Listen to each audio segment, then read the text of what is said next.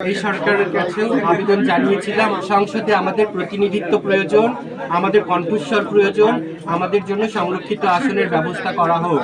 কিন্তু এখন আমরা এই সরকারের প্রতি একটু স্বপ্ন দেখেছিলাম, আশা করেছিলাম যে এই সরকার আমাদের যেহেতু সবাইকে নিয়ে নতুন বাংলাদেশ গড়ার কথা বলছে, পরবর্তীতে আমরা দেখেছি এখানেও আমাদের উপস্থিতি নেই। আমাদেরকে বাদ দিয়ে একটা সংসদ গঠন হতে যাচ্ছে, আমাদেরকে বাদ দিয়ে আগামীর ভবিষ্যৎ, আগামীর দেশ সুন্দরভাবে সাজানো হচ্ছে।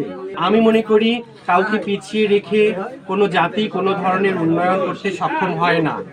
আমি হিজড়া জনগোষ্ঠী সহ আদিবাসী, হরিজন সহ বিভিন্ন প্রান্তিক জনগোষ্ঠীর জন্য সংরক্ষিত আসনের দাবি জানিয়ে আমার প্রার্থিতা প্রত্যাহারের ঘোষণা দিচ্ছি।